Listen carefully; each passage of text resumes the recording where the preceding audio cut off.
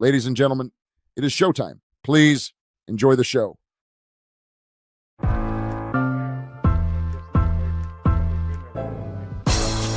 It's the corner where the Chiefs at. Is this the passing of the torch, right? Is this what this signifies?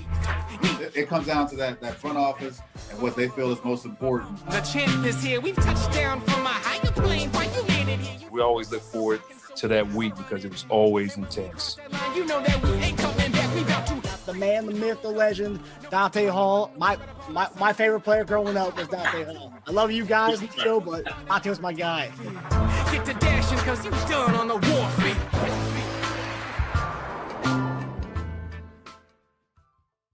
This episode of Chief Concerns is brought to you by Underdog Fantasy. Although the NFL season is done, there's still many games to be played between college basketball, NBA, NHL, and WNBA. There's always time to embrace your inner underdog.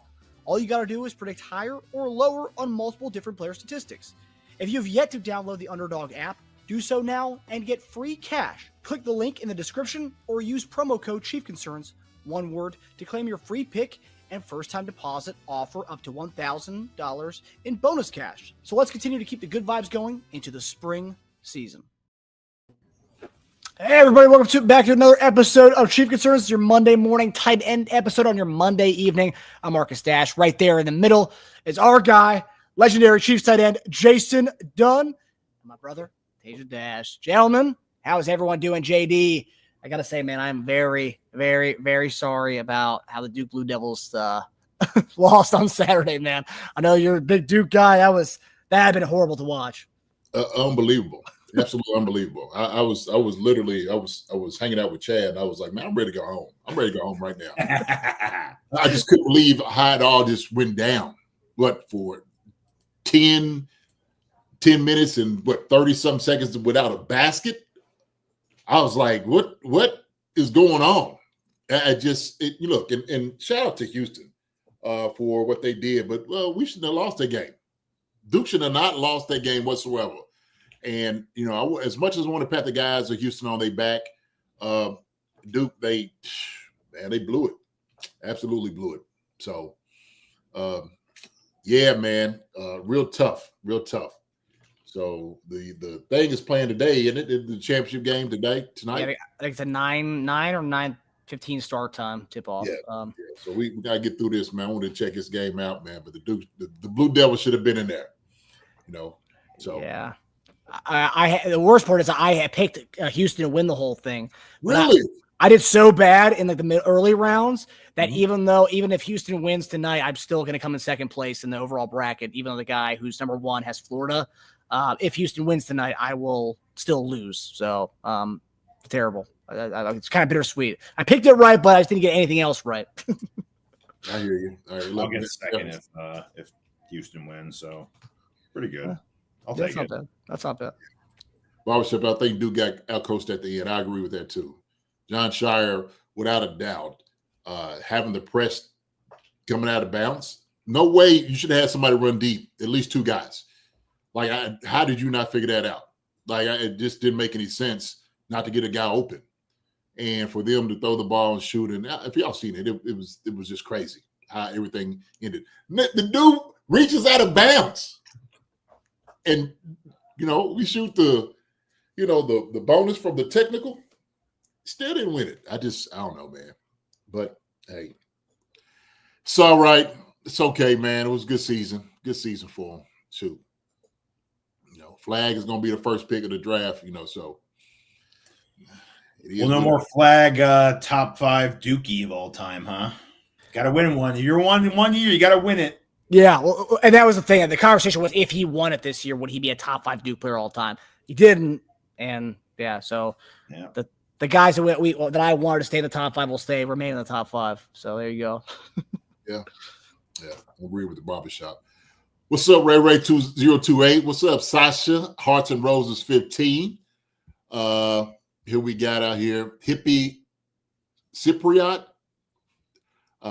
Neff is in the house. What up, Neff? Yeah, we was there both, sitting there.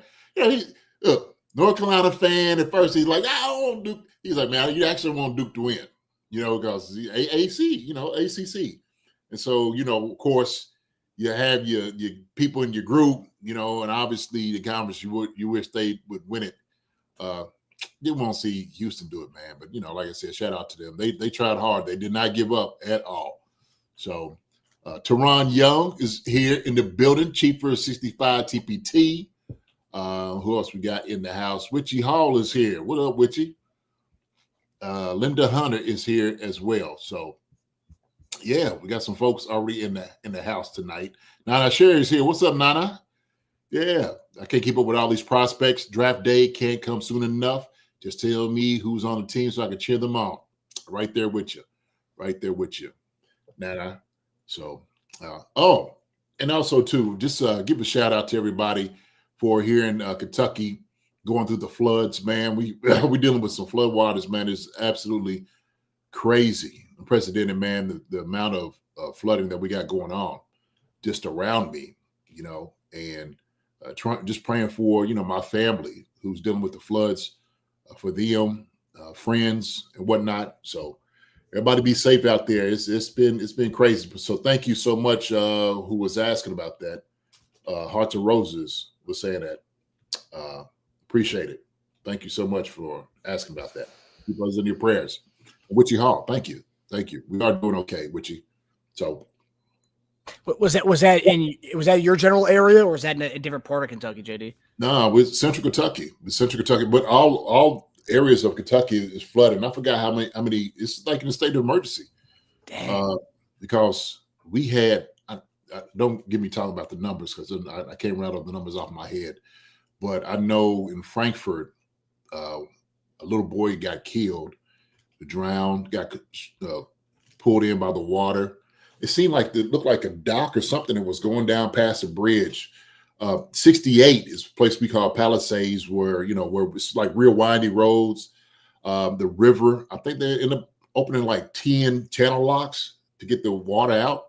I've never seen the water this high. I'm just trying to tell you that I couldn't get down to where my mom was because they cut the road off.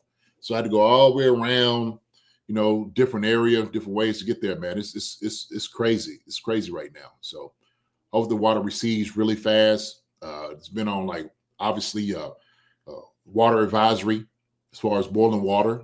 Okay. So yeah, man, serious business here. Serious business. So, man, that's right. That's right. Good boy. Mm-hmm. Which you all sheeped up posted that Mike had to evacuate, clear out his house, and rent somewhere, expecting forfeit. Wow, man, that's horrible. Man, yeah. Sending all our love to everybody who's affected by the floods in Kentucky. That's right. So, man. Okay, so tonight's episode. So was it Wednesday? Was it last? It was during our show last Wednesday where JD kind of said that he wanted to focus and hone in on tight ends in this episode. So you're gonna see. I think so. Jay's giving us an extra tight end tonight. So JD's doing 3 tight ends tonight. I'm doing 1 tight end. Tasia said he's not a big fan of the tight ends in this draft, so he's going. What? Jeez! Oh my gosh! I'll say it now if you want me to say it now. I just didn't spend a lot of time on tight ends in this draft because I just, at first I was like, oh man, what if Loveland's there in the first round? Like we could do that. I just don't see us investing something high into this draft in tight end because Kelsey's still here for 1 year and gave a pretty good investment in Noah Gray.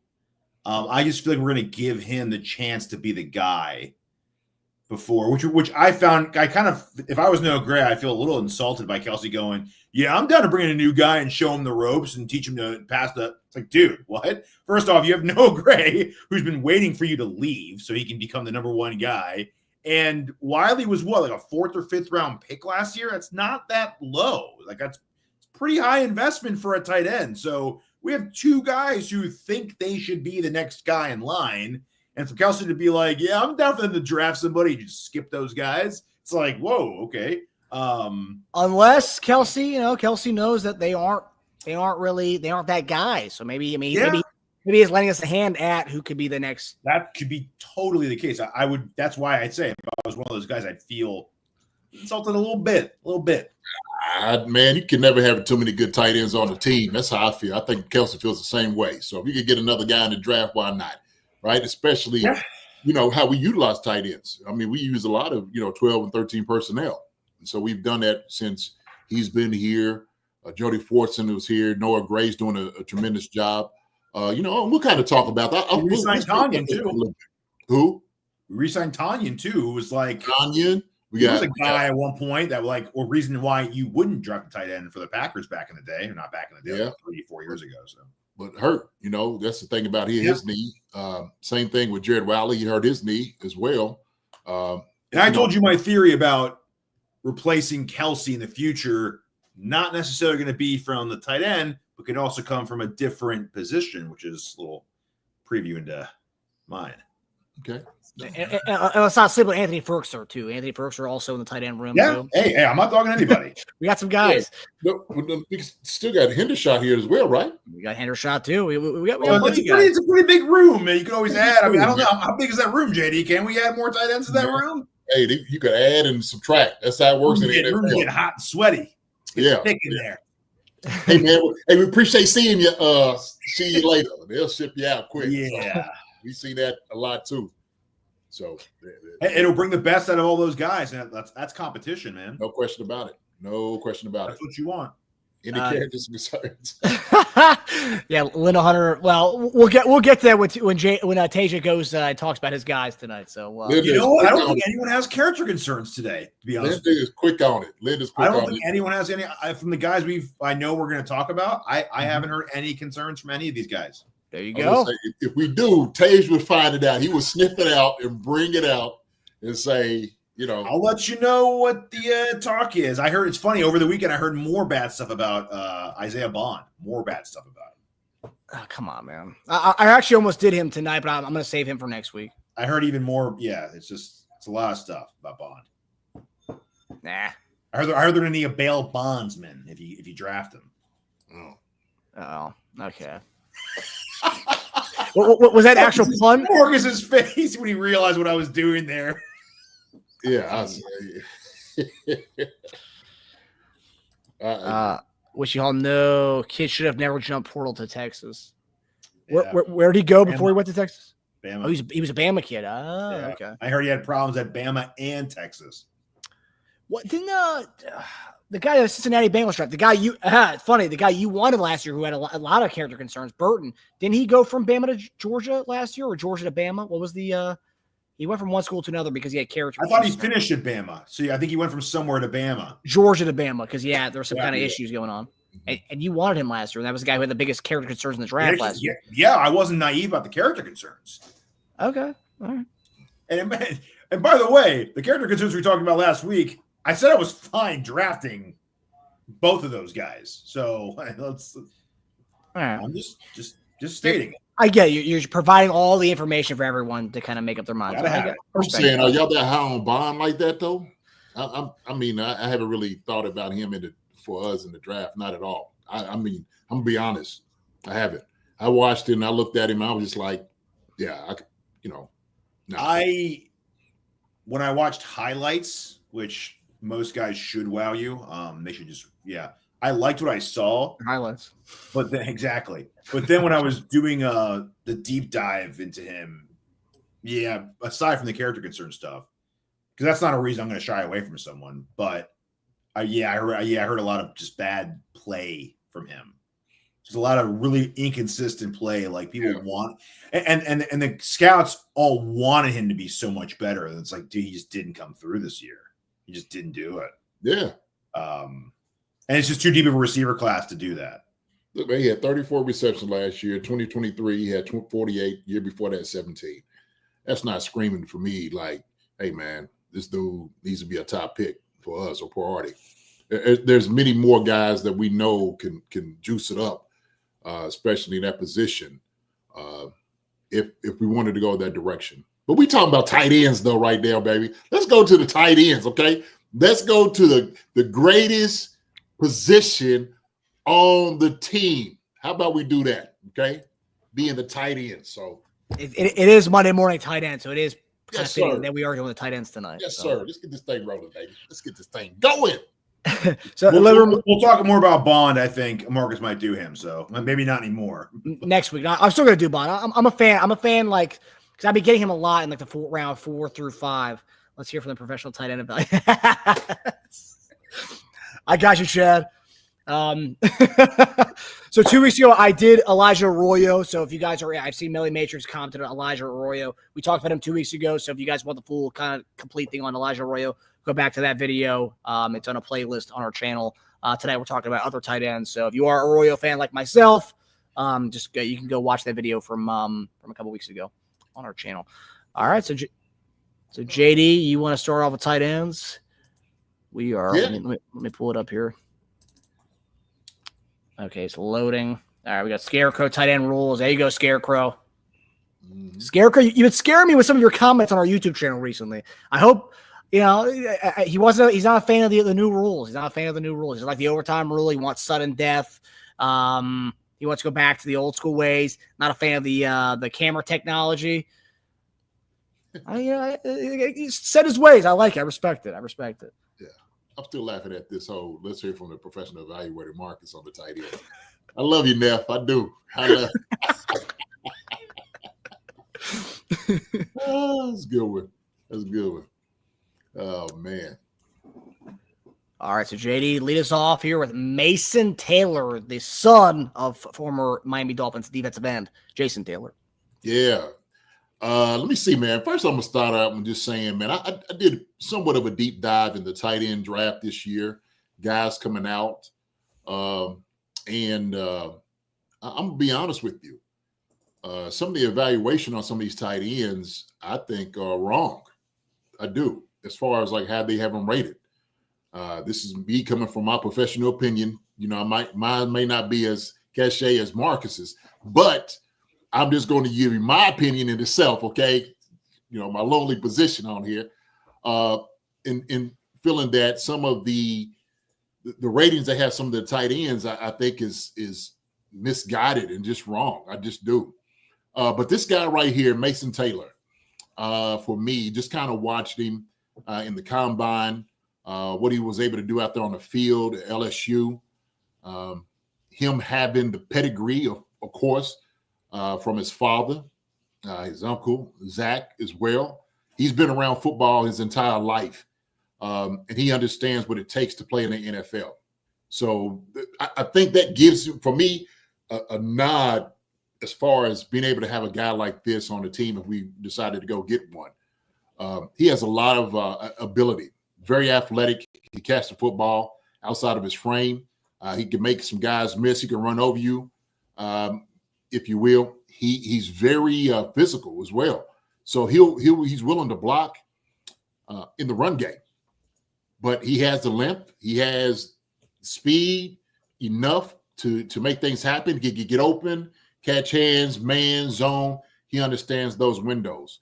I think more so than anything else, what brings a guy to the NFL, what happens is his intelligence. And I think also, too, his passion and his mindset. He will get that and understand everything what it's about from his family, from his father, from his uncle, from, all the people he's been around. He knows what it is. He knows what it takes, man. And so for me, I like him a lot. I think he would fit well into our offense, what we can do. If Travis wanted to take this young guy right here and teach him a few things, how to be, more elusive in his routes and possibly getting open against man, he could definitely do it. He would fit well, especially with, Patrick getting the ball to him, probably talking to him a little bit. Andy kind of getting in his head somewhat. Noah Gray, Jared Wilder, and those guys, kind of ingratiating him into what we do offensively. I think he would really fit well. So Mason Taylor, to me, man, is an incredible athlete that plays this position. So I like him a lot. So fire away, y'all. What y'all think? I'm a Mason Taylor guy. I think I've seen what rounds of him going to like rounds with 2 to 4 is kind of where I've seen a lot of the experts have him going in. I think 2 would probably be on the higher side, but definitely around 3 guys where I've kind of seen him generally at. I wouldn't mind. I mean, I want an Arroyo. He's probably number 2, number 3 on my list of tight ends I would want. You talked about during the season, was kind of towards the end of the season, that you said when we going forward, we're kind of missing that that blocking tight end guy that we had a couple of years ago in what's his name, Blake Bell. We didn't have that this year. And what did you see from him as far as you said he was a decent blocker? Does he provide something that we don't really currently have in the room right now, as far as besides Kelsey? Forget about Kelsey, but as far as the other tight ends, would he instantly be maybe the second best blocking tight end on the team already, or he's got the kind of the willingness to do it? And you think he could be that guy? He's got the willingness, moxie, man, to come in and probably be the better blocking tight end. He could go in line. You could put him anywhere. That's the thing about it. I think, once you learn like the aggression that you need to play in the NFL and understand what it takes, I think it helps out tremendously. I think it helps out a lot. So he could definitely come in and block in the NFL. I have no issues with that whatsoever. But you see him. He's a physical player. He loves playing physically. And so if you're thinking about, blocking defensive ends, going up to linebackers, can you put him in the backfield? He could do all those different things. He's athletic enough, man, that you could move him around. But without a doubt, man, I think he fits the mold of things that we do need here, Marcus. And so, like you said, Blake Bell, we don't have a guy. We haven't had a guy here like that. I would say Travis, man, of course, and then Noah are two best blockers. Noah's doing the best that he can out there, but the big guy like this, Nandy could put Noah in the routes more so anything else and have him be the lead up blocker, have him on the line of scrimmage doing the majority of the hard and heavy lifting. But without a doubt, I think Mason Taylor has learned a lot from just watching and being around football all his life. When I hear him in interviews, he gets it. He absolutely gets it. There's a number of tight ends actually on this that's coming out that have some NFL bloodlines and pedigree. And that's the thing about it. I think when I look at those guys, you could tell a huge difference of what those things mean. How much he'll be able to benefit, but also the Chiefs, man. Seriously. And I enjoy Joy Taylor. She's done a good job of talking to him and understanding as well. She'll help him out, I think, in the media aspect of it. He carries himself really well. She's very proud of him. The whole family's very proud of him when they talk about him. And then some. So Delmonte Green Beans, I did want to mention our auntie. There you go. A nice look on the sideline. So that's true. She would fit in with the celebs that we have. Yeah, no doubt. Tasia, I know you said that you're not the biggest fan of the tight ends in this draft. I do know you mentioned Mason Taylor to me before I even knew he was that Jason Taylor's son. Tell me about what are your thoughts on Mason Taylor? I know you were initially a big fan of tight ends in this draft. I love Taylor. I think it'll be a second. I think he'll go in the second. So it'd have to be a pretty high, maybe early third. We have to get him with our first third round pick. I think he won't go. He won't make it to our late third. It's a pretty high investment. I just think it's he's quick. He's got good hands. He's tough. I mean, he did line up a good amount. He did mostly in line, but he flexed out in the slot. He took reps on the outside. Good route runner. He's good at leaning into his defender, create separation. He caught a lot of bad balls at LSU. I'm not dogging the quarterback. I'm just saying he just did. He was able to catch bad balls. Not a burner by any means, but functional speed. And he's smooth at running his routes. He knows how to decelerate a little bit. Pretty good with the ball in his hands, too. He can make defenders miss. He's not a mauler, so, I mean, he definitely wouldn't come in and be our best blocker, but he's got a good recognition of, screening defenders. So he knows how to kind of be a functional blocker without being an animal out there, right? Just a good, reliable, just really consistent, reliable target. His comps, I saw 2 Dallas Goederts, and I saw 1 Tucker Kraft. I definitely see the Tucker Kraft. Goddard's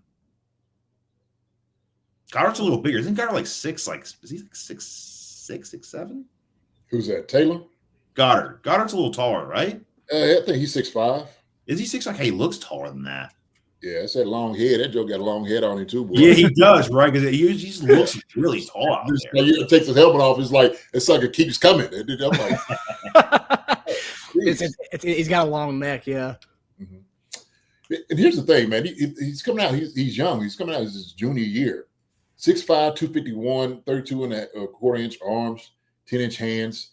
I mean, when you look at his stats, they said production score is 76, athletic score is 80, total score is 80. He's right up there, man. And I have him actually over Arroyo. I do. I like Arroyo, but I think he is a much better, well-rounded tight end than Arroyo is. Arroyo's not. He's another one that he's pinch you. I think he's got a much higher floor than Arroyo for sure. Absolutely. I think Arroyo, you want things to work out in your favor when you're drafting him a lot more. Whereas I think a little more of what you're getting out of Taylor. The ceiling could be higher for Arroyo if you could put it, but you're talking about putting it all together, right? I think Taylor has got it more put together already. Mm-hmm. Yeah. Yeah. Dude said he has a 5 head, not a 4 head. But no, I do too. So kind of with that, we were talking about Kelsey, right? Helping to develop a younger guy. He can help his game develop into the NFL tight end. Sure. That we want to see, right? He'd fit right into exactly the best possible scenario of somebody that could carry the torch for Travis Kelsey. I mean, what better than, like I said, a guy that's been around the NFL all his entire life, so he gets it. He understands it, man. I think it's a big thing. I think it's a huge thing. Yeah, and also too, like that's one thing we kind of go with, right? I mean, Mahomes, that was a compelling spot of him coming over. His dad was, a major league pitcher, in the limelight, right? It's not they're not like, it's not gonna be a shock to him. He's been around his entire life, so he knows what it takes to be in the NFL for as long as his dad and his uncle. So like, that does play a good factor. It's a great thing. Yeah, it's not too big for him. No. I think coming into it all, Taylor's a long-term NFL player in this league. Yeah, I think of all tight ends, I would agree with kind of what you guys said. It's like he is kind of the can't miss, where it's like he's going to be a solid tight end. He may be a Pro Bowler, he may not be, but he's never going to be like, oh man, I can't believe we drafted that guy. It's like, oh, it's always going to be like that's a great pick that we had, and yeah, he does have that kind of written all over him. So. Yeah, you could pencil him in for 50 balls a year, definitely. Yeah, and just being a solid guy every time, just calling his name. So, yeah. All right, so we will go to our next prospect. Tage, take us away here, buddy. All right, Jalen Royal. So I love the receiver class. It's got a lot of guys I like. It was really hard to narrow it. I might even do maybe one or maybe two next week if Marcus is going to do Bond. I chose different kind of guys. So they have similarities, but I wanted to give a variety of types of receivers because I see online everyone's like, well, we don't have like a true slot. Well, we don't have an X. Well, Rice is not a true X. We need a real X. It's like, first of all, shut up.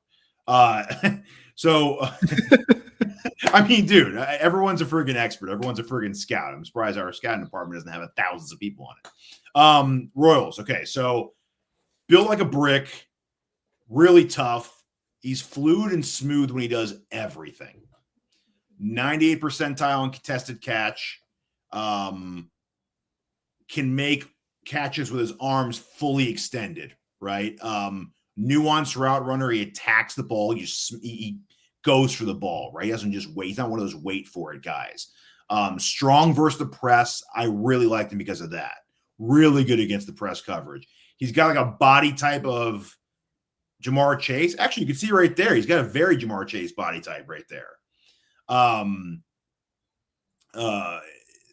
foot injury this year, so he played through that. He showed a lot more in 2023. Wasn't like he had a bad injury, but I mean, or bad year, but you showed more in 2023. A lot of screens and hitches this last year. Gained a little weight to his frame this last year. Doesn't get wide open separation, but he's really good at getting position and keeping it and shielding defenders off. So he's really hard to beat to the football because one, he's really good at getting position, and two, he attacks the ball. Great first step after the catch. He's good at wrong footing right when he catches the ball. Sounds like someone we know at tight end. Really good at doing a false step somewhere, a little shimmy and then going. Relatively new to receiver, so he's really polished considering how new he is to the position. Can play X just based off his hands and getting press coverage off of him, and super polished. Okay, so here's a player comp. I read Devontae Smith ball like tracking in the air, very smooth fluidity like Amari Cooper. Not like super fast, but just a very fluid runner. And this is an interesting one. Jermaine Kearse comps too, which is interesting, I thought. I listened to a brief thing on Jalen Royals. Obviously, there's a lot of Kansas City fans who want Jalen Royals because of Kansas City Royals, and to have him there would be that's a lot of people want him. But Steve Smith did a kind of deep dive on him, and he talked about how he reminds him. His comp was DJ Moore. He said he sees a lot of DJ Moore in Jalen Royals, and obviously DJ Moore, pretty solid receiver. So you're getting him. Yeah. So I don't mind. JD, what are your thoughts on Jalen Royals? I like Jalen Moore Royals. I've seen him. I watched his film. He does a great job, man. Like you said, he pretty much catch everything. Very athletic. I think the thing is probably going to get him is his suddenness, his quickness. Possibly, getting in and out of breaks. But he runs good routes. He's he does a good job. Productive, like in the two seasons, like you said, you got 71 to 55 yards up there, catches. Big body. The question is, what are the Chiefs looking at, right? What are we? How are they thinking about using a guy like this? And, I could see him probably coming in. He'd be a great, fit as far as a guy that would get some reps. So I don't know where you would get a guy like this. I don't even know where he's projected, to be honest with you. But I do like him as far as a receiver wise. So second, third. Really? Okay. Yeah, this is probably a guy, if you want him, you'd have to trade up from our second pick in the third or just take him with our first pick in the third. I don't know if you'll get to our second pick in the third. Okay. So they got him out. They're listed outside X receiver. Obviously for us, we don't go through labels with the Chiefs. We just don't. Yeah. Especially, for a wide receiver. But I don't know if they'll shoot for what you're looking for. Would they covet a guy like this more than all the other guys? Right. That's the question. I mean, if you're thinking about maybe your second or third pick, I guess it just depends on how everything falls. So, is he a long shot as far as like that, being projected on you said second and third round? And that is kind of crazy because this, we're kind of caught in this little, area where there's going to be a lull to what we do. Like there's going to be some space and time. But we have flexibility. We have the second to last pick of the second. We have the second pick of the third and like one of the last picks of the third. So we can either trade back from that first, third spot, 10, 15 if we want, or 10, or we can trade up from that last pick of the third to get a guy. So it's good. We're at both ends, so we can really think about strategically how do we best get this guy without getting rid of all of our assets. So that's the question. The question is, what are you giving up if you move up? What is that going to cost you? I'm a bigger move back guy myself, J. Okay, all right. Get some more assets that way. Huh? Get some more assets that way. Oh, well, yeah. Well, what are they going to be worth? I mean, are you going to get what you want? And you probably could. You probably, yeah. So, yeah, no. But as far as just his athletic ability stuff, man, I like it. I do like it. Yeah, is that your favorite realistic wide receiver prospect in the draft for you, Tasia? All the guys I like are so different. So I mean, I would be told. I mean, I wouldn't sit there being like getting mad if we chose him over the other guys I'm going to talk about. I would be fine with any of the guys they choose that I like. I would be fine for different reasons because then I'll have a decent idea of what they want to do and how they envision everyone else and how he works with them. Gotcha. Right. So it's all the guys I'm going to talk about have their own like certain skill sets they have. So it'll be pretty obvious why they want each one of them if they pick one of them. But you can't go wrong with some of these guys. The receiver class is I was listening to two guys, former PFF guys, talk about all the receivers, and they're like outside of the top three. I mean, I couldn't say pick one or the other from like 4 to like 12. Like whatever goes with what you want in a receiver. Like I can't argue. I probably couldn't argue with you from 4 to 11, 4 to 12. So, and one of those guys had Emeka 11th overall. Oh, I'm sorry. He had him 7th overall. He had Royals 4th, actually. Yeah, I've seen a lot of weird lists, man. I think I saw earlier today. A to Z Sports had Judkins. I mean, talk about how people just have different tastes in this draft. They had Judkins as the 9th overall running back, and that's like crazy low. So guys like RJ Harvey were ahead of him. So like a lot of these different draft experts, they have like the weird rationales behind all these things. So yeah, I mean, look, it's right and wrong. I mean, it's a crapshoot. They're trying to put their analysis in a GM on a GM, and you never know. I mean, some guys go chalky, some guys go out on a limb. Last they were talking on the same show, they were talking about how Chris Sims had Brian Thomas number 2 last year. No one had that. Not many people had that, but now that's not crazy anymore, is it? Yeah. Probably number 1 right now, you might say. From last year's draft class? Yeah. Yeah, he was getting MVS comps. That's why these whole comp things are kind of like throw them out the window. I don't like doing comp at all, man. I just don't. It's not fair to the guy. It's not. Oh man, he looks like him. He's built like him, and it don't mean nothing. Yeah. I like none of that.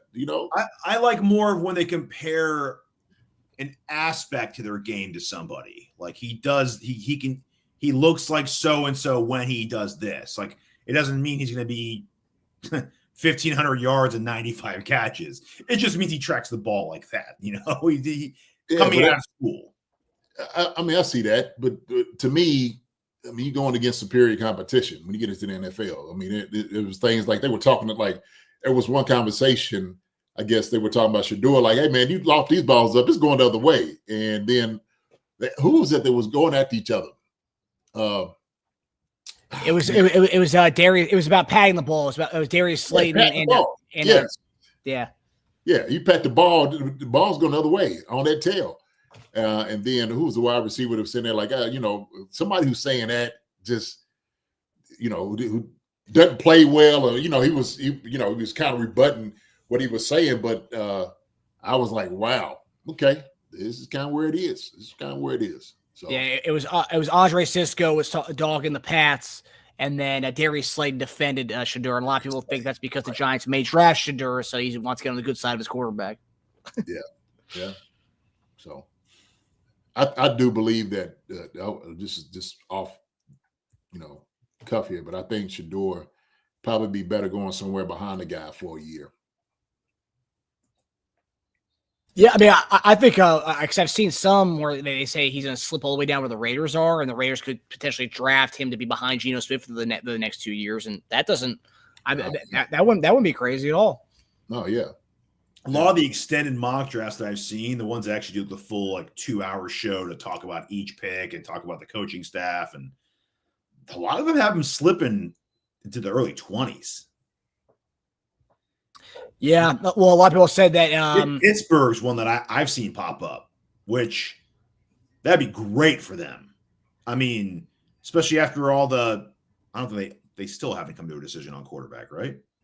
They're waiting on Rodgers. They're hoping Rodgers makes a decision soon. Exactly, and I think Rodgers is probably waiting on the draft at this point too. Well, but for him though, because the whole kind of thing right now is if it goes to draft, because like they have to have a strategy here. I mean, you can't just they're just waiting on Rodgers to come in and do it. Because apparently, if they sign Rodgers, they won't draft a quarterback in the early rounds of the draft. Yeah, I believe it when I see it, and I'm sure Rodgers feels the same way, man. Last thing he wants to do is sign a contract and then that team draft Sanders. Because let's say Pittsburgh thinks that because they don't think Sanders will fall.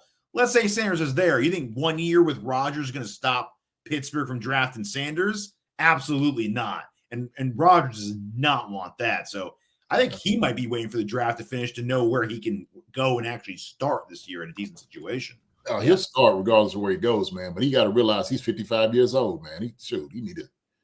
His time is at the end, man. Go on, man. Go on and ride off into the sunset. Go get you some ayahuasca, whatever it is, man, and just have a good time, okay? In La La Land. And just shoot. Call the career, baby. Call the career. You can grow your hair out like Nicolas Cage all you want to. Do all those things. Do all that. Yeah, the report I read was Albert Breer said that there will be a decision within at least the next 2 weeks from Rodgers, and all signs point to him signing in Pittsburgh. But that's more so the hope from Pittsburgh that he makes a decision within the next 2 weeks. That's on their end, because apparently the closer it gets to the draft, that kind of messes with their whole strategy, and that's kind of the whole thing right now. Yeah, but I mean, I think it all gets thrown out if they are not expecting Sanders to fall, or maybe they are. I don't know. Yeah, they said teams would trade up if he does fall to trade ahead of Pittsburgh, so they could get Shedeur. Oh, really? Okay, that's funny. Yeah, that's the team right in front of Pittsburgh, man. They're like, ooh, we can't wait for. I know, man. Linda Carter saying, "Can AR just go away?" Yeah, shoe fly. Rodgers is a locker room cancer. Sasha says, "Yes, he is." Just, hey man, that guy. Yeah. Did have a question here from our guy, the barbershop, before we go to our next player. Question: what position would y'all consider to be a position of need? I think I don't know if JD, you're still with me on D tackle. Is that the number one need for you still? Yeah, D tackle, defensive end for sure. Yeah.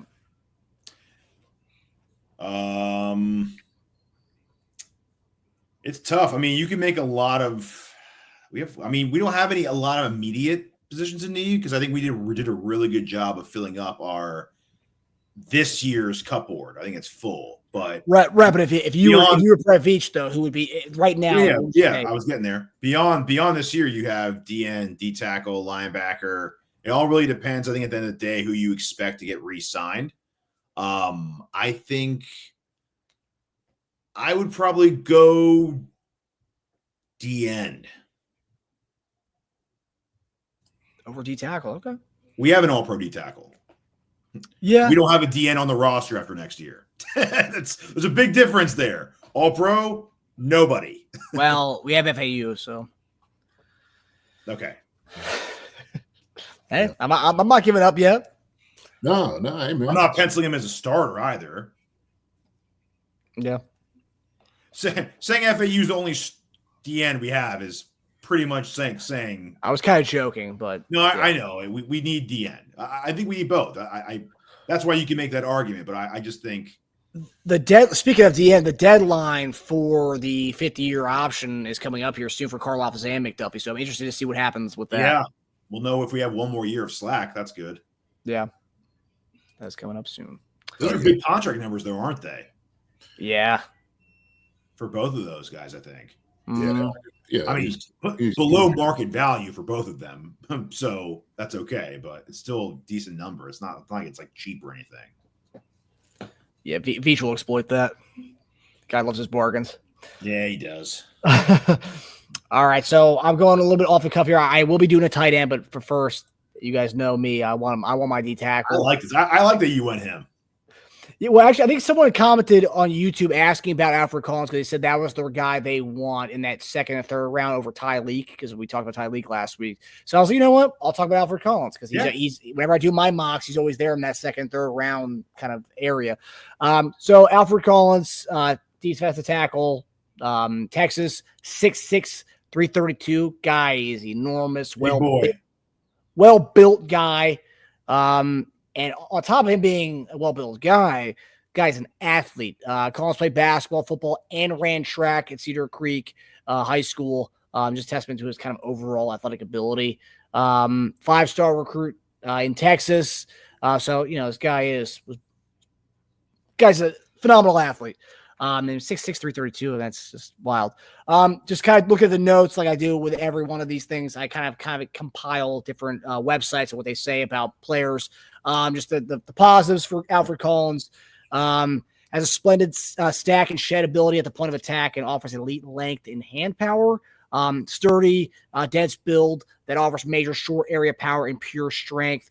Offers legitimate alignment versatility to play in the A gap or B gaps. Alternatively, play over top or have tackles in odd fronts. Negatives, kind of like the whole Tyreek thing. Not the best pass rushing defensive tackle, so we're getting kind of more of a run stuffer. So limited pass rush due to hip tightness and modest first step explosiveness, which is what I read on a lot of different experts. At times struggles with pad level.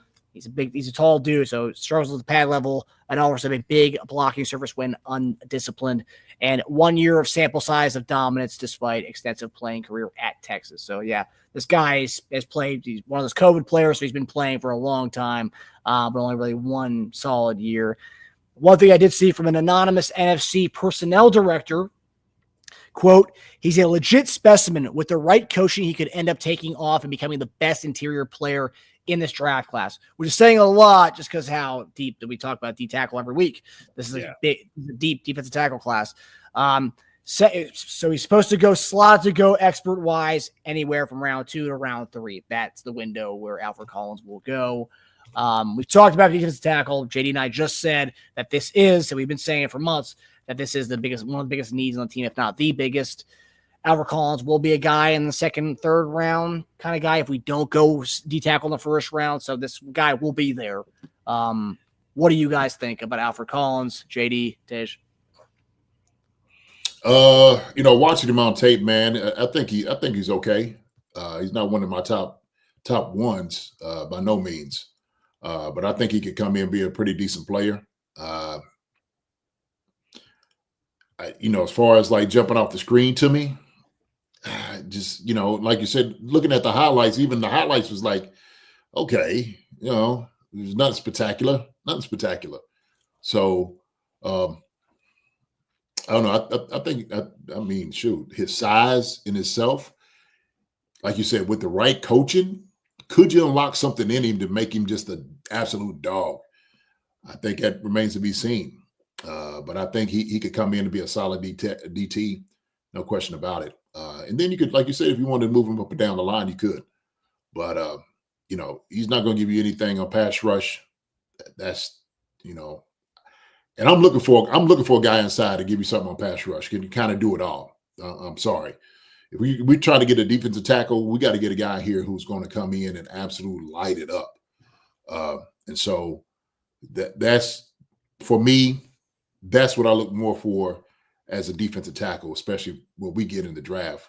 Not necessarily filling holes, because we got guys already here that is going to be able to fill holes. Tillery, Pennell, those guys can do that. We need another explosive guy that can help out Chris Jones, where we just want a terror on the line of scrimmage. So that's my thought. I do like the idea because I've been seeing this past year of his stats. There were 6 pass deflections. I do love the idea of having him and Jones, like two big, tall dudes at the defensive line. I know he's not a pass rushing specialist by any means, this guy, but to have another set of hands who can just knock down a ball, I do love the idea of that. 6 PDs last year, having him and Jones, they were those monstrous arms up. Woo, love that wingspan.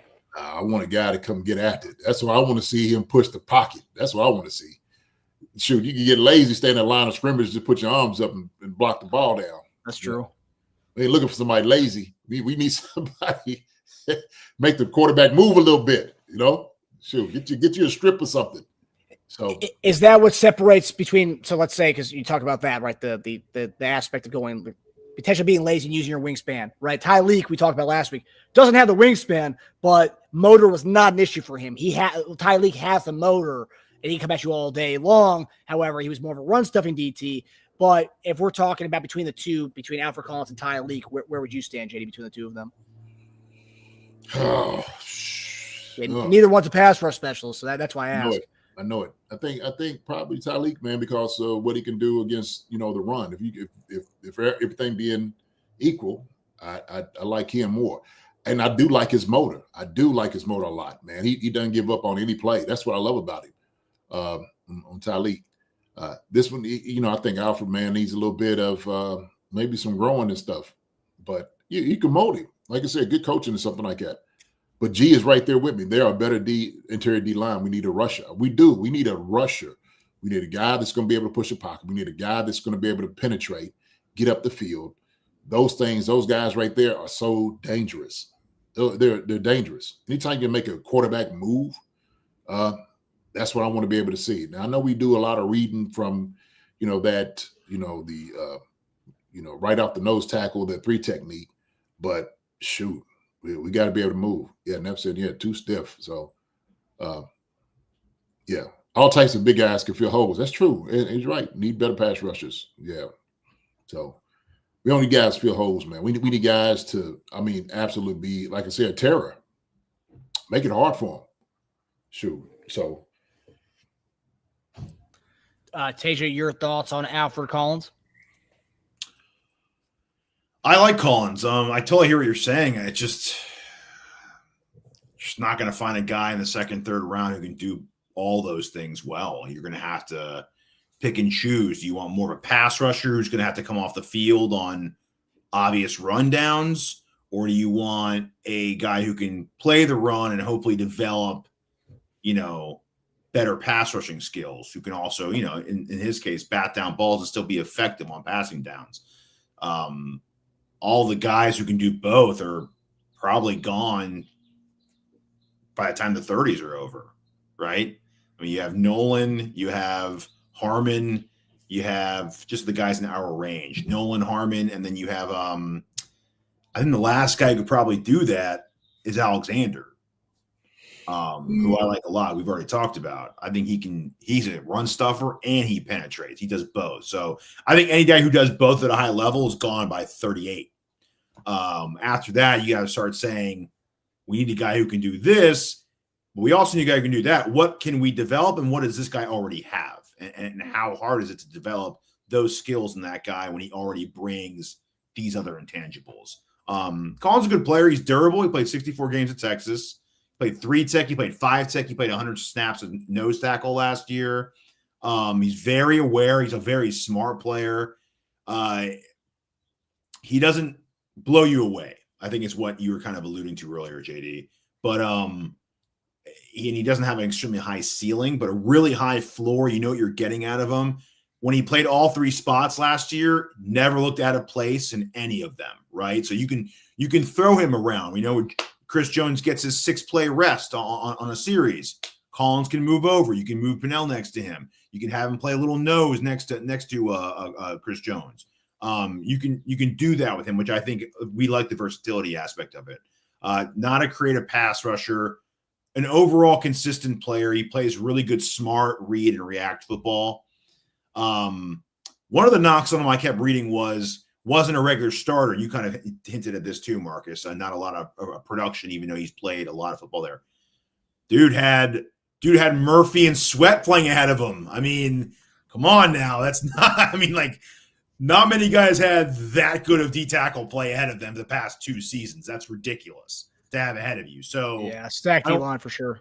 I don't fault him for not playing as much with those guys. And maybe that gave him some of the versatility he had, because they were like, well, we got Murphy, so you're going to have to learn to play here or you're not playing.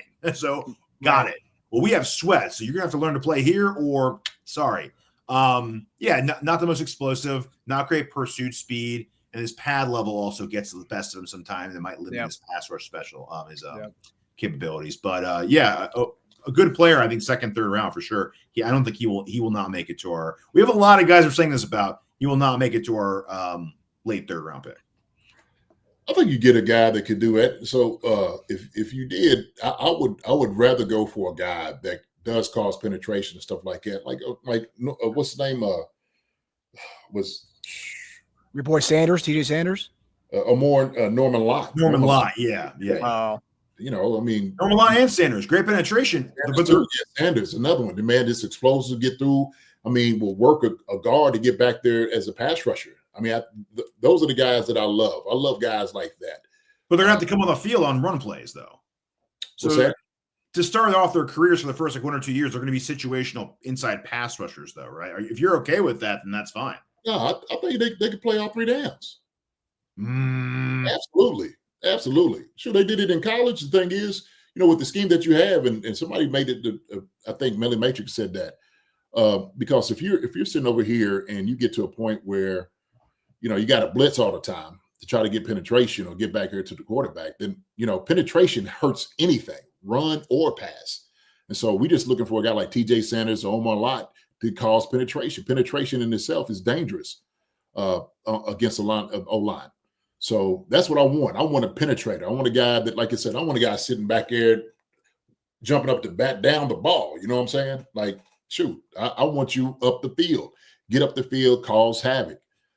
We need a more havoc guy than, you know, Chris Jones.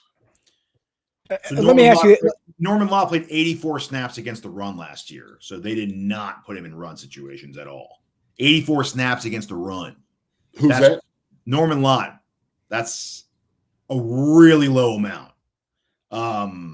Yeah, well, I mean, but that's Tennessee. We bring it in. Hey, man, come on. We want you 3 down. And if you're in a rotation, right, if you're a rotational guy, cool.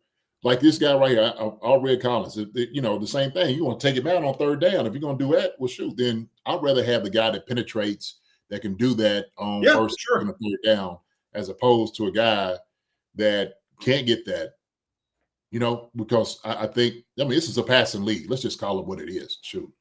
So you got to disrupt the quarterback. That's why they're paying quarterbacks $50 million, because they're the ones throwing the ball all around, around the field. So, Jay, let me ask you this, because we're talking about like preferring a guy who's more of a run stuffer versus a guy who's more of a pass rush specialist from the D tackle spot. What's easier to teach and develop? A guy becoming a more of a run stuffer, or a guy kind of teaching him to become more of a pass rush specialist if he already has the run stuffing background? Say it one more time, please. What's easier to teach? Teaching a defensive tackle who's more of a pass rushing guy naturally, is it easier to teach him to become more of a run stuffer, or is it easier to teach the guy who is the pass rushing specialist to become more of or a run stuffing specialist to become more of a pass rush specialist? Oh yeah, no, dude, it could be, you know, the a run blocker, run stuffer. Because the thing is penetration. So what you're doing is you're using your hands heavy on the offensive line, okay, and it should shock the guys up front, right? So you press in, push, shed, come off and make the play as a run stopper. If you're penetrating, right, it kills everything that you're doing as far as like if they're trying to run counter or zone, any of those things. So then all of a sudden you can't get a double team on a guy. Why? Because he gets skinny in the hole, he penetrates. So it already helps the guy that's trying to go up to the second level. You kill that too. So we need a disruptor. And so guys that can have that explosion, man, always dangerous. Always harder to contend with. Let's think about my man, you know, Cincinnati always had D tackles that always did that, right? They was always disruptor. Why? Because they would always penetrate. That's always hard to deal with. It's penetration D tackles, you know, to get up the field. Those guys are always a problem. Always a problem. Always hard to handle. And so what else helps out with that as well is just in case you want to, you know, stunt or loop with the defensive end, you know, it helps out too with that, you know, making guys want to switch. So that combination of ET stunts and all those things, man, help out as well. So if you could penetrate, man, That's what I need to do. A big dude like this, who's just a run stopper, man, you make your offensive line an easier job. But shoot, I know he ain't gonna go after it. 1-2 punch, and he stands there and you just trying to get his hands up. Make my job easier. It's also size too, right? I mean, Norman Lott, for instance, is 6'2", 290. You're not going to be stuffing run at that size. You need to put on like 15 pounds if you want to start stuffing runs and clogging lanes. So what is he? 6'2" what? 290. Yeah. I mean, he's a spark plug. 6'2", 290. How big was Turk? How big is Turk?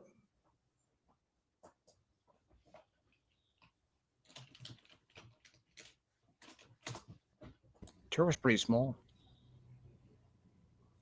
6'1", 280. I'm trying to tell you, man. The quickness and stuff that Turk displayed this past year, it was his best year ever.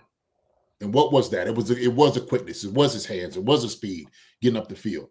He showed a different guy as a player with that. For sure.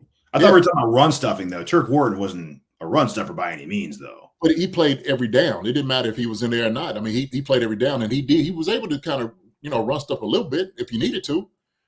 Like I said, sometimes it's just the penetration getting up the field. And so a guy like that, man, who's bigger, 6'2", 291, I don't even know how many times he bench pressed the thing. I mean, I'm sure, when I looked at him, he was pretty athletic, and he had some really good hands on him. My thing is, like I said, at D tackle, we want a guy that is that pass rusher penetration. Yeah, DT with pass rusher side is what Veach is. Yeah, we need that. We ain't had it. The only one he had is Chris Jones. And Chris is getting double teamed. Why? You don't have to worry about the other guy. You don't have to. So that limits you what you can do. Same thing like Melly Maker said, man, we don't need to have to always blitz and call it out. Get two guys that's going to get up the field and get after the quarterback. Make Joe Burrow and all those guys, Josh Allen, make them jokers move. Make a move. Yeah, that's why I love guys like Alexander and Harmon, because they just do it all. Yeah. That's why they're either first rounders or borderline first rounders, right? I mean, they have it all. There's no really hardcore weakness to their game. They can stop the run. They can penetrate. They can do it all. Yeah, that first round's gonna be the key to this whole thing, because if Harmon or Nolan are there and Josh Simmons is not there, then I think you go with one of those Nolans or Harmons of the world. But if not, then we go Josh Simmons, then we're stuck with the guys we're talking about, the TJ Sanders, the Alfred Collins is in the second round. Yeah, we may get to an Alexander. Just like I said, it's always about need, what teams are looking for. Which was a priority here and there. True. So true. All right, so now we're going to go to JD's second prospect. We're going back to tight ends, baby. Ooh-wee. Okay, Rondi Gatson. Okay. We're talking about guys that are very athletic. Okay, he's not a very big tight end. He's without a doubt a pass catching tight end. When you look at where PFF had him rated, he's the only one I think was rated all 3 years 80+. Nobody else was rated 80+, and you could tell that in his productivity.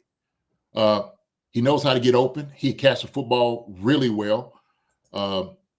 And could you moving him around? Absolutely. And so this is what I love. It's another one that has the NFL pedigree. His pops played in the NFL. You could see that he has a mindset to get things done. And that's what I love about him. So if we think it is strictly like somebody maybe pass catching tight end, and somebody could come out and catch a whole lot of balls, he is perfect for us. He is absolutely perfect for us. He can run great routes. Like I said, he catches in traffic really well. He understands, how to get open in zone. I mean, if you're looking for strictly a guy, and here's the thing about it, you don't have to get this guy in the first, second, or third round. He's going to give him the later rounds. And that's why I love it about it as well. So it's like, okay, so let's say we don't address, that tight end in the first round, maybe with with Mason or any of the other, high level tight ends. You can find this guy later on in the draft who could do you a solid by bringing him in. No question about it. And so you can say, hey, look, we need a guy to come in, catch a lot of balls, big body, shoot, go one-on-one with a linebacker, safety. He'll win. He'll win. So the more I put him on film and I'm watching all these other guys, the more I am impressed about him. I just like, man, this makes a lot of sense. You can look at the dude from, I can't think his name. I see his face. Hold on, I'll bring it up. But people like him, but he's going to cost you some money. You don't know Harold Fanning Jr. You don't quite know where you're going to find him, get him at as far as in the draft. And he's an undersized tight end. He can move around, very athletic, but a guy that you can sit there, bargain dollar, you can get this guy right here. And that's why I love him. So this is more so, I'm not talking first, second, or third round. I'm talking about this is, maybe your 7th round pick or something for that nature, because he'll probably be there. So sure, you might even get him in free agency. But I'm saying productivity. If you're looking for somebody that can produce, who can catch the daggone football, that guy right there. Oronde Gadsden. Tej, what do you think about Oronde? I think he goes higher than that. I think he goes just because his ceiling. You're talking about floor and ceiling, right? Mm-hmm. I just think with the offensive creativity we have in the NFL now, you're going to have a team who sees how they're going to want to use him. And he has versatility in where you can line him up. Flex tight end, maybe a big slot. I don't know where he slides in right now. I think the biggest question for him would probably just be maybe adding a little weight and improving blocking to get more playing time. But other than that, you're looking at like a potential pass catching number 2 tight end on someone's team in the future. Now, I don't know about this next year, but I think he's got a pretty high ceiling considering, the big capable weapon he is. Yeah. 6'5". I think he'll go. You can see 5th or 6th. Yeah. 6'5", 243. I mean, talking about Jody Fortson, you looking for a guy like that. Shoot, there you go. There you go. And if you look at it, like I said, his productivity, what he's been able to do for the past few years, I mean, it's there. There's no question about it. The film don't lie. Shoot, the catches and the numbers don't lie. When you watch him out there, man, he does a great job. And Bleacher Report has him in the 3rd round. Really? Shades of Darren Waller. Wow. It's pretty good comp. It's yeah, shoot. Yeah. That's a 5th round. Yeah, he could shoot. He could definitely. Late round, great flex tight end. Yeah, no doubt. So if he could get a guy like this in 5th round, you're not really blowing all your stuff up and like, try to get a guy like, is he gonna be this? Shoot, stick with this, right? And then you can maneuver him around wherever you want to offensively. This is perfect for Andy's offense. Perfect for it. So, when you're talking about the big bodies and stuff like that, this is your big body type guy. And he doesn't shy away from, blocking up the field. He ain't going to be an inline blocker, but then you're not getting him for that. That's not what you're getting him for. You're getting him for production. So. Yeah, he's and also too coming from the Syracuse has thrown the ball more than any other college team over the last few years. So you're coming to a team that likes to throw the ball a lot. And talking about the Jody Fortson aspect, we've been wanting that type. We couldn't find it. That's why we brought back Jody Fortson this past year. He got hurt again, so that there's the Jody Fortson experiment again. But nonetheless, you can bring a guy like this later on in the draft. That'd be pretty nice. And, Syracuse does run a pro-style offense, so, it's not going to be like he's coming from some crazy, some different type of offense in college, right? He's coming from a pro-style already offense that likes to throw the ball a lot. So I think he would be a nice seamless fit for any team in the league. But, yeah, I wouldn't mind this later on in the draft for sure. Yeah. I mean, you line him up outside, man. He's one-on-one with the corner, safety, whoever puts him out there, man, he can win. big body type, 6'5". Shoot, no question. Great hands. Yeah, the Waller comp, pretty good comp. Yeah, he almost had 1,000 yards last year. 73 for 937, 7 tubs. Shoot. Yeah, and that's the thing too. We're talking about the Waller comp, right? Waller came from a college where they didn't really throw the ball a lot at Georgia Tech. And then this guy's coming from a college that did throw the ball a lot, and they utilized his strengths. It's pretty interesting as to why, I mean, a guy like there was a skill set, why he is being in this 5 to 7 round slot. Why he is, people are saying he's going to go late.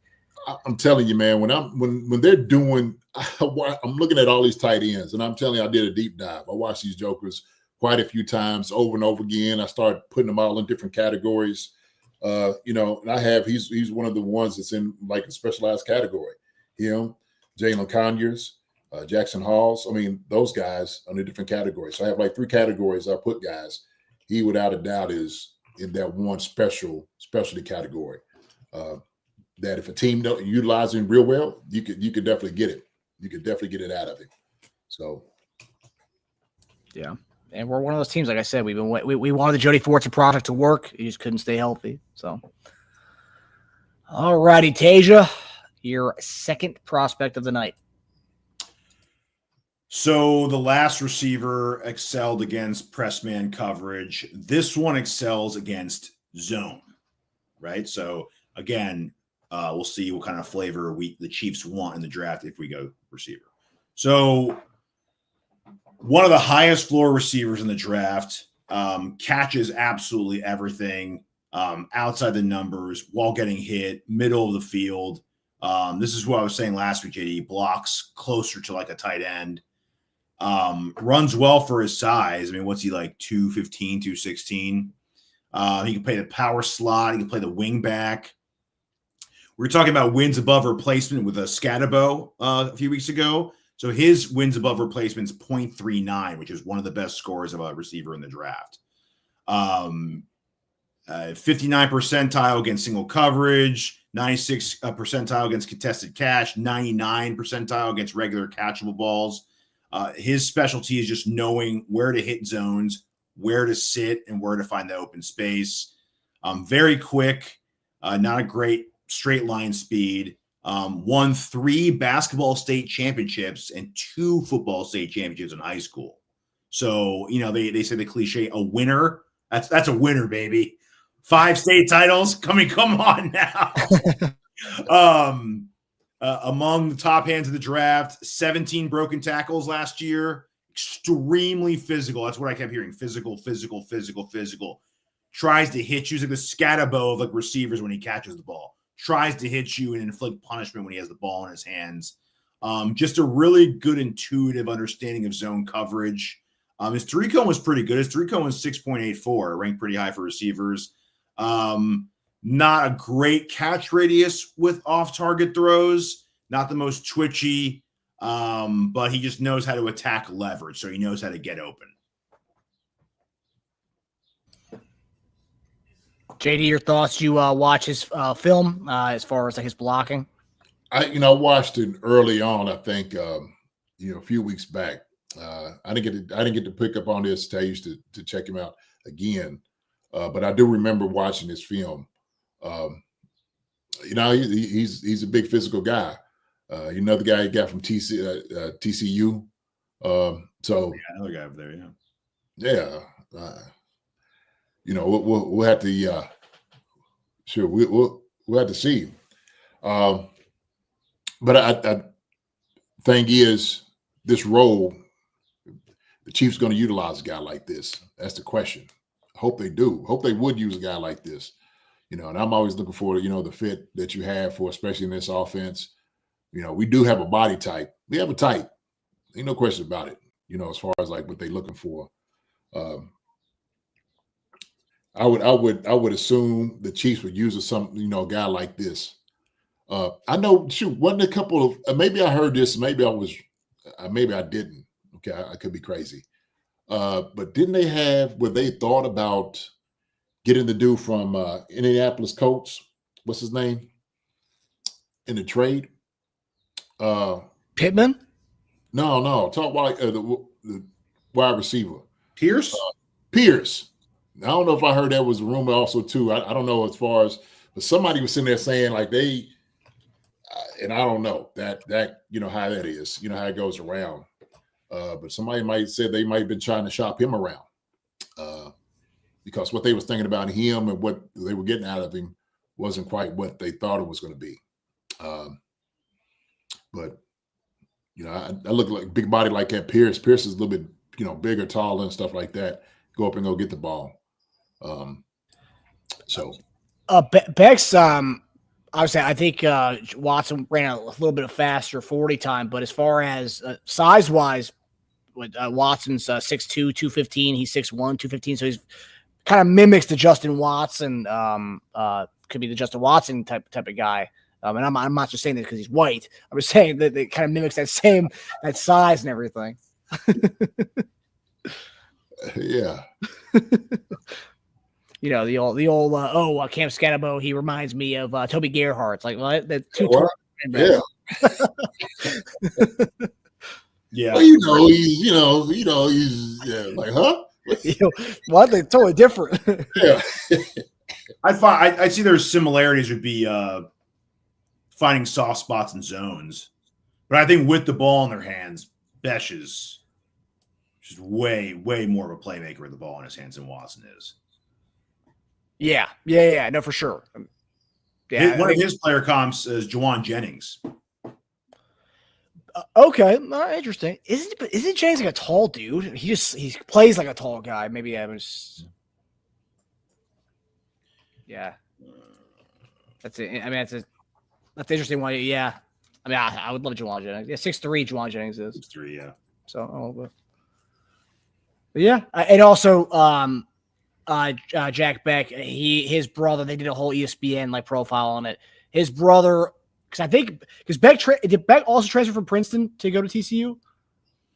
I know his brother was at Princeton. So Jack's brother was, if you guys remember the New Orleans tragedy during New Year's Day this past year, his brother was one of the people who got run over by the New Orleans, the guy in New Orleans who drove over a bunch of people. But yeah, his brother went to Princeton as well. And Besh ended up still playing in the Senior Bowl, which was like a few weeks after that. And he won MVP of the Senior Bowl too. And he caught the game winner in the end zone. Yeah, he was the MVP of the Senior Bowl, and he got the game-winning touchdown. So, yeah. So Jack Besh. All righty. So we're gonna go to my. So JD kind of mentioned this guy, and we talked about him last week. I know our guy. A lot of people in the chat were big fans of this last week. Harold Fannin Jr.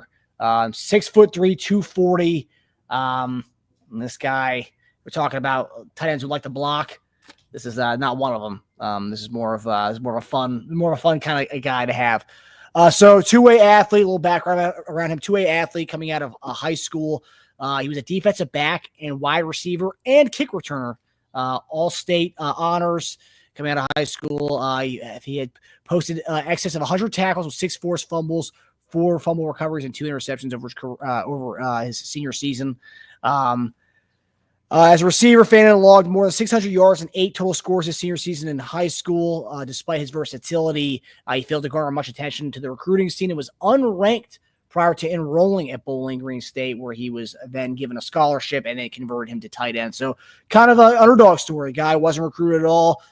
Kind of bet on himself going to Bowling Green State, becoming the guy there, but went from wide receiver DB type body type to tight end. I think he still has that wide receiver DB kind of body type. But I'm just looking at some of the positives and negatives to Harold Fannin Jr. Positives, delightful versatility as an offensive weapon, winning routes from the slot, executing design touches as well. Very good hands, good concentration, catches balls in high traffic areas. Run after catch, contact skills, and creates a lot of chunk plays. So he wants some yak. He's that kind of guy to do that. Much like the kind of Elijah Arroyo that I liked a couple weeks back. Negatives will likely be a non-factor in the blocking elements, which we just talked about, particularly pass protection. So that's kind of a knock. Would ideally be a bit more explosive for a player. Would ideally be a bit more explosive for a player of his stature. So while he does have a lot of explosive plays, one of the knocks against him was his stature. He should be more of an explosive kind of guy, which is interesting. And separation against physical man cover defenders, maybe a work in progress in the pro. So not the best when you're a small guy. You have a hard time getting off man coverage, which is interesting. Slated to go in rounds 3 to 4, as I've seen some experts have him at. And also, just another nugget here, as of last week, he said that he's already had a visit with the Kansas City Chiefs. So there is interest there with the team. So what are your guys' thoughts on Harold Fannin Jr.?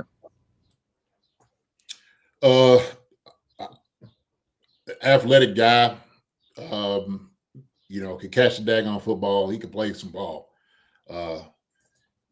Decent athlete. I think he has a really weird gait the way he runs. Maybe that's where the speed and the quickness kind of comes. It looks a little funky.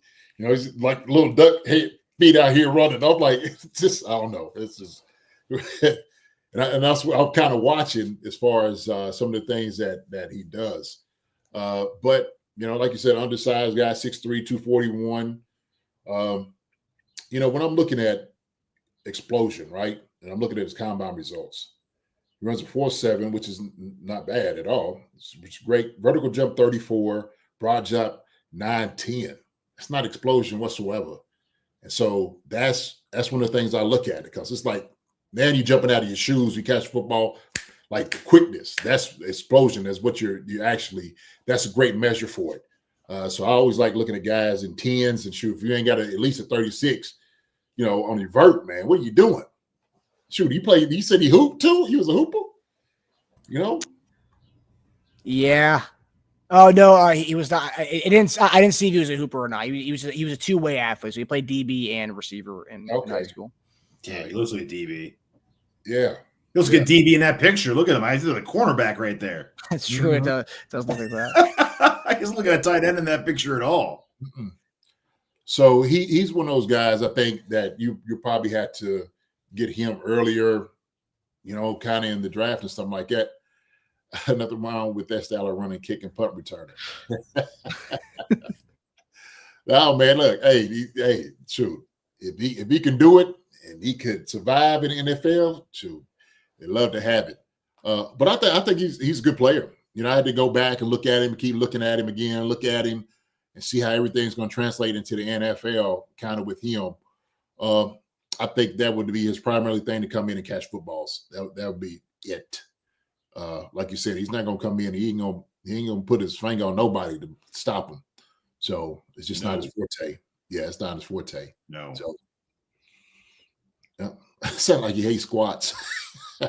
Yeah, y'all like, hey, Harold, where's Harold at? Tell him he got a set left. Where's he at? Yeah, looks like he's got some stick legs there too, just based on that. Obviously, it's a terrible angle, but it doesn't. I'm actually a little surprised by his 40 time. About 4.7. Undersized tight end, I want it to be faster. I mean, yeah. The joke was 6'3", 241. He ought to be. I mean, but 4.71, man. Look, I ran a 4.7 at the combine, and I had some funky shoes. You were 6'3", 240, JD. What were you with the combine? Yeah, when I got pro day, without a doubt. And I had some big old clumpy shoes. I bought these like the night before. I had definitely wasn't no run-in shoes. Man, brand new. You were shopping at James Pierce store, huh? Yeah, breaking in. Forgot that shirt, huh? Yeah, man, shoot, we just had, we didn't have things at EKU, brother. I know. I'm just thinking. Hey, I try to run without my shoes on. He can't do it. He can put some shoes on. I said, all right. You were like Willie Mays Hayes for Major League, man. You woke up in the parking lot, just took off and beat the guy there, huh? Hey, I was ready, man. I jumped out with a 4.7 out my what's the name, right out the bed. That was another thing. I'm just like, maybe the first one's running for the day. It's like, gee. So, but in that, 4.7 ain't bad for a guy, tight end, for him. I think the quickness and stuff really is more of a measure, especially at that position. What a guy. He's a little stiff. Yeah. Yeah. He shouldn't be if you're going to be an undersized tight end, you gotta be quick with it and agile. Yes. Like that's gotta be one of your calling cards, to be a stiff tight end and be like undersized. Just it's weird. Looking at the tight end from Auburn, that sucker looks like a daggone Greek god.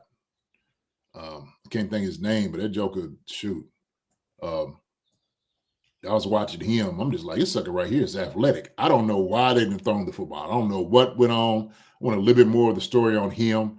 Demary Alston, is that his name? No. No? McKinney? No. That joker's got like an African name, I think. Agumawa? Yeah, him. No, I'm sorry, that's wrong. That's their coach, I think. No, it's an African name. I know that. Shoot, man, hold on. I had him up here.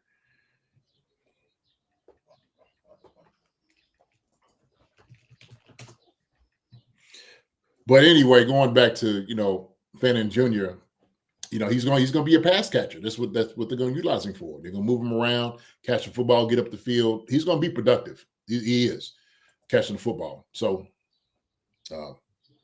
it's Rivaldo Fairweather. Rivaldo Fairweather. Yeah, maybe not African. Rivaldo Fairweather. Why was I thinking that? But that joker right there, man, seriously. Man, yeah, he's a big boy. You see him? Yeah. Yo, I was like, man, who was this dude? I'm telling you, I was combing through, a couple of guys.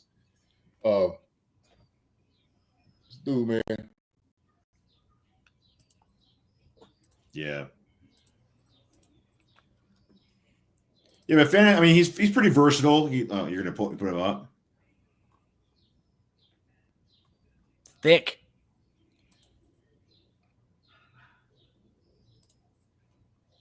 Yeah, he's built for real. And you watch him play, he's explosive. And sometimes what I'll be wondering sometimes, man, some of these, and that's why I like when I look at, the tight end ratings, some of the guys they had rated up here high and stuff. I'm just like, I don't know if I quite agree with this list that he got, but yeah. Yes, He's got good versatility. He played H-back, backfield, slot. Good hands. He does have in-game speed. Not a great route tree, and I saw that someone attribute that to his lack of bend. He just doesn't have that wiggle and shake to be able to have all these routes in his repertoire. And he's got a hard time beating press too, and that's a combination of not being able to beat press and not being a good blocker and not having a good route tree. It's gonna hurt, man. It's gonna hurt big time. His player comps were interesting because he's a little undersized. Isaiah Likely, but Likely's a big dude, isn't he? He plays big. I mean, like, what's height wise or like weight wise? No, height. Wasn't Likely tall? Isn't Likely tall? I don't know. The other one was Juwan Johnson, who I think is also pretty tall. Likely is 6'4", 247. Okay, it's not that. It's pretty close then. He got a little funny running style too. Hey, yeah, it's a good comp then. Yeah. You're right. Yeah, Juwan Johnson's also 6'4". Okay. Pretty good comps then. Mm-hmm. As far as size. I see that. Isaiah Likely will hit you though. He plays real physical. Yeah. He does. That's the difference. Yeah. He plays pretty physical. Mm-hmm. He's got a little mean straight to him. But I guess I see that. Yeah. So if that's a good comp, something like Isaiah Likely, if he give that. I mean, you got 117 receptions for 1,500 yards. My goodness. Yeah, and also they use him out of the backfield, 9 carries, 65 yards. Well, Isaiah Likely was like a 4th-round pick. He actually slipped in that draft. He actually should have been higher. I remember he slipped all the way down. Maybe Fannin does too. Maybe. Yeah. Also, I have seen some Chief fans kind of weary about drafting Fannin because he comes from Bowling Green State. The MAC, another pass catcher came from the MAC a couple years ago. Sky Moore. Are you kidding? Some fans are weary of drafting a pass catcher from the MAC. That's silly. That's silly. Nah, man, return of the MAC. Come on now. No. All right, so we got a bonus player that JD is want to talk about tonight. So here we go, JD. Take us away with our final guy, a bonus. Ooh, real quick, Jake Bringenstool. Okay. I love the name, all right, because that joker brings it. It's a good tight end name. Yeah, it is. Yes, it is.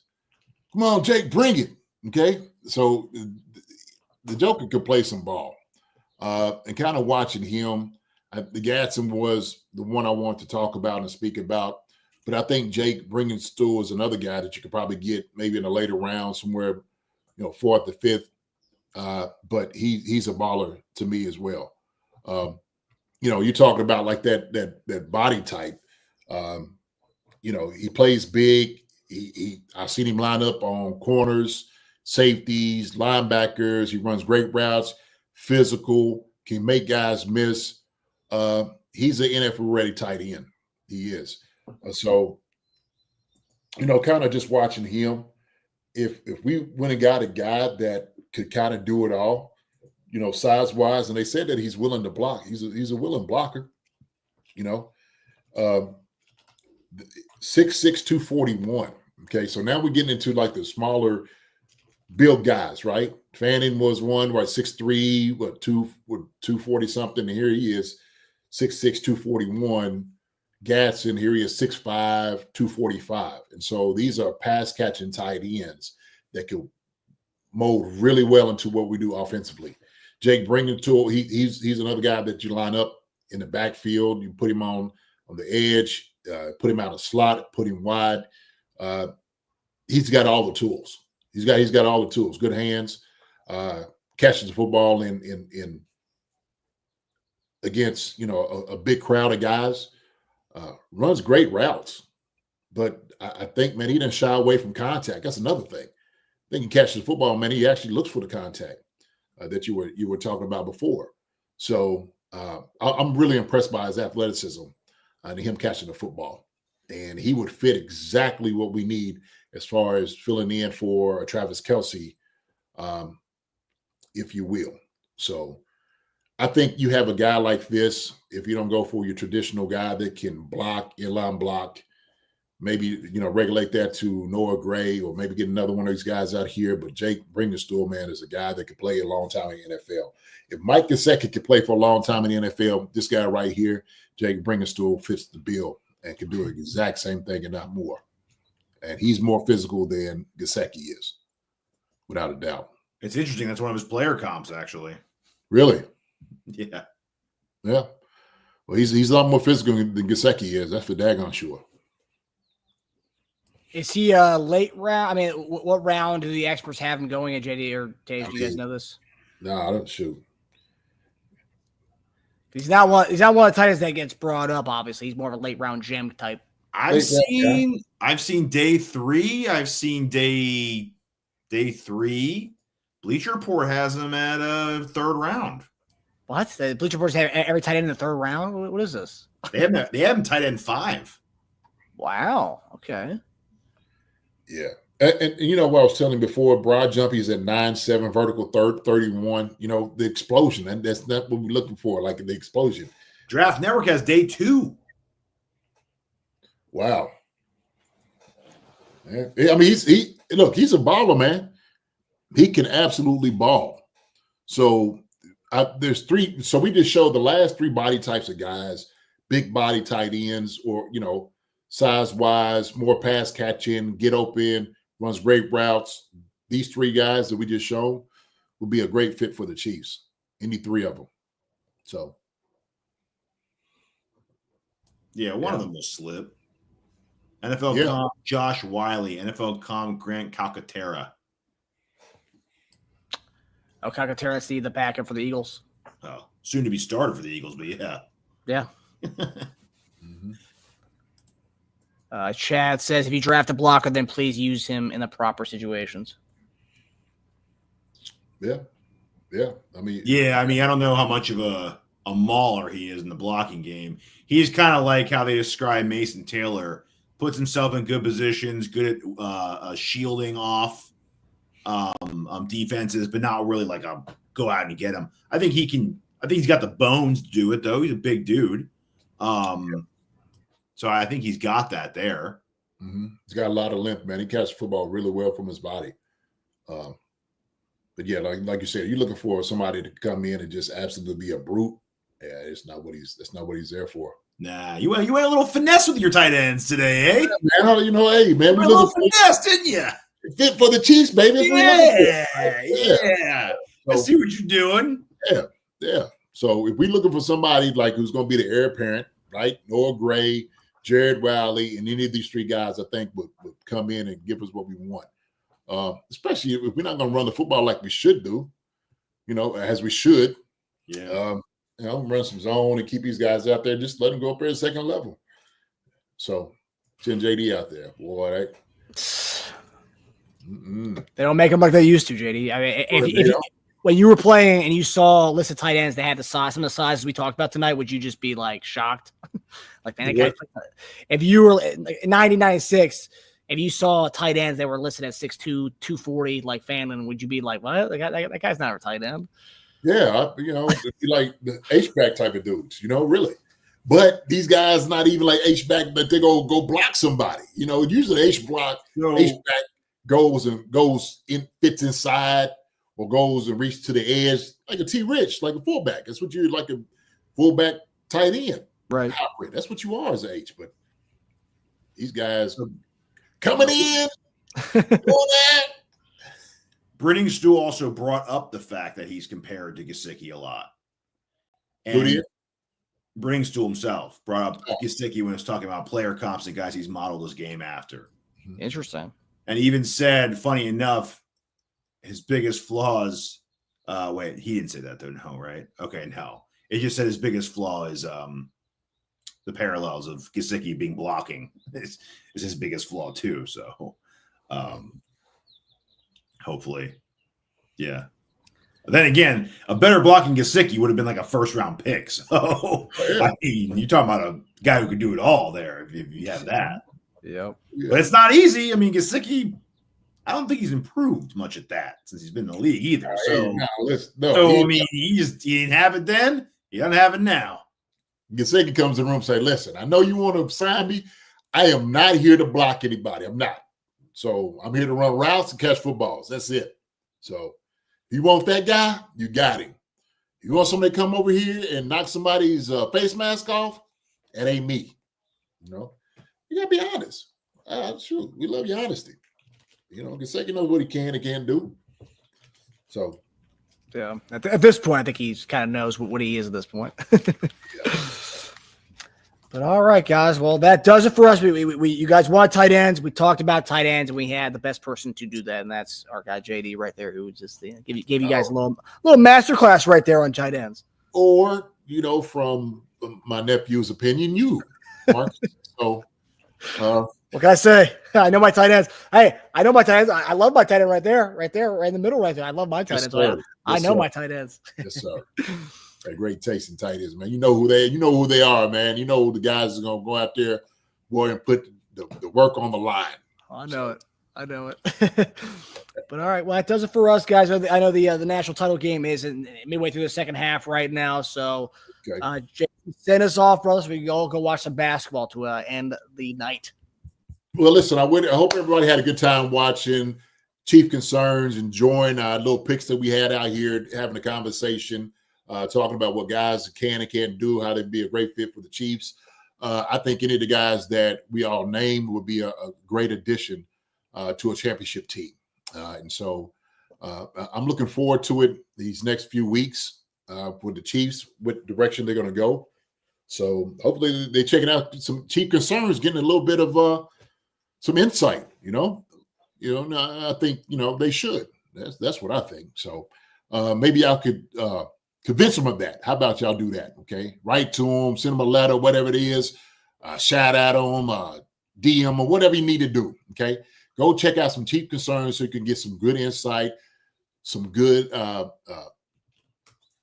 opinions about guys and players and stuff. I think we do a great job of it, man. So appreciate it so much. Neff, thank you for coming on, giving your insight as well. We thank you, Marcus. Thanks you, the tight end guru. Thanks you. And so, thanks, sending everybody off for the night. Like we said, we're going to watch some basketball. Sorry, Duke's not in it. Should have been in, but that's okay. Should be some out here. So the barbershop, appreciate you, my brother Newt. Good to see you, Newt. YB Negative, we'll be hollering at you. Melly Matrix, thank you, sir. Andre Chenault, thank you so much. Linda Hunter, appreciate it. Witchy Hall, appreciate you so much. Gary Holland, Sam McBride, Demetrio Spence, the Scarecrow. Let's see who else we got on here. Sasha, thank you so much, Sasha, for coming in, giving your insight, and hope you're doing well here in Kentucky too. I know you're in Kentucky. Watch over yourself and everybody here as well. God bless from my nephew and from us at Chiefs Concerns. God bless, and y'all watch out for each other. Be praying for the ones here in Kentucky and all other people that's dealing with, either hurricanes or tornadoes or any of the natural disasters that's going on out there. Help out if you can. Let me put it that way too. There's a lot of people that's going to be without water, food, homes. And so if there's something that you can do to kind of give, please do that. Okay. We appreciate it so much here in the state of Kentucky. I'm going to talk to from the Bluegrass, let y'all know that. G, appreciate it, man. Nana Sherry, thank you so much. Gary Holland. Let me see who else we got in here. So Melly Matrix, of course. Fat Cat. Okay. What up, Fat Cat? You see you slide in here. Good to see you. Drew Boucher. G-Pick. Hope you're doing well, G-Pick. Hope everything's going good for you, brother. Demonte Green Beans, my guy. Good to see you. Maria Desjarnes. Who else we got in here? Kevin Morris was here in the house tonight. Bout Time was here. What up, Bout Time? I see you drank some bourbon. I hope you have some good bourbon for it, man. Thank you for the prayers in Kentucky. Appreciate it. Ray 028, KC Colossus.